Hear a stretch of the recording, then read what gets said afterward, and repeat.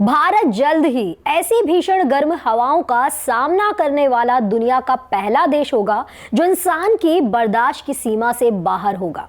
यकीन नहीं होता ना, उसके लिए आपको ये वीडियो देखना जरूरी है। नमस्कार दोस्तों, मैं इंदु हाड़ा और आप देख रहे हैं ओजांग टाइम्स।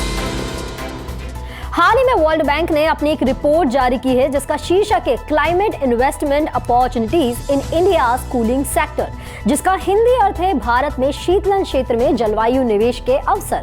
इस रिपोर्ट के मुताबिक देश अपेक्षाकृत ज्यादा गर्मी का सामना कर रहा है जो जल्द शुरू हो जाती है और कहीं ज्यादा समय तक बनी रहती है।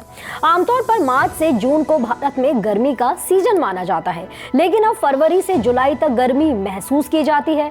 रिपोर्ट में बताया है कि अप्रैल 2022 में भारत समय से पहले लू की चपेट में आ गया था और राजधानी दिल्ली में तो तापमान 46 डिग्री सेल्सियस तक पहुंच गया था। मार्च का महीना तापमान में अप्रत्याशित वृद्धि का गवाह बना था और ये इतिहास का सबसे गर्म मार्च महीना बनकर सामने आया। ये रिपोर्ट तिरुवनंतपुरम में केरल सरकार के साथ साझेदारी में विश्व बैंक द्वारा आयोजित 2 दिवसीय भारत जलवायु एवं विकास साझेदारों की बैठक में जारी की गई। रिपोर्ट में ये भी आशंका जताई गई है कि भारत में जल्दी ही लू की तीव्रता उस सीमा को पार कर जाएगी जो इंसान की बर्दाश्त करने के योग्य होती है।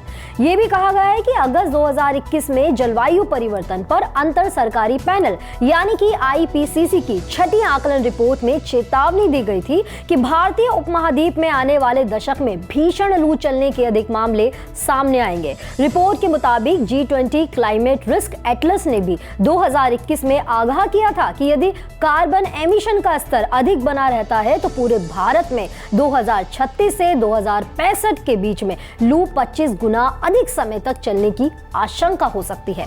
इतना ही नहीं, रिपोर्ट में यह भी बताया गया है कि इस भीषण गर्मी के चलते भारत में करीब 3.5 करोड़ नौकरियां जा सकती है।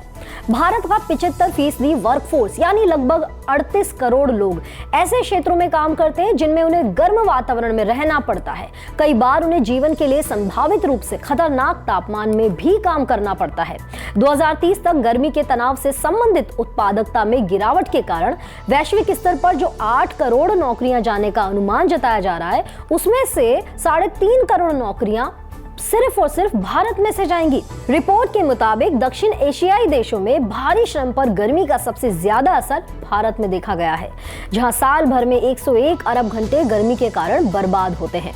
वैश्विक प्रबंधन सलाहकार फर्म मैकिन्से एंड कंपनी द्वारा किए गए एक विश्लेषण से पता चलता है कि बढ़ती गर्मी और उमस से होने वाला श्रम का नुकसान इस दशक के अंत तक भारत के सकल घरेलू उत्पाद यानी कि GDP का 4.5% यानी लगभग 150-250 अरब अमेरिकी डॉलर खतरे में होगा।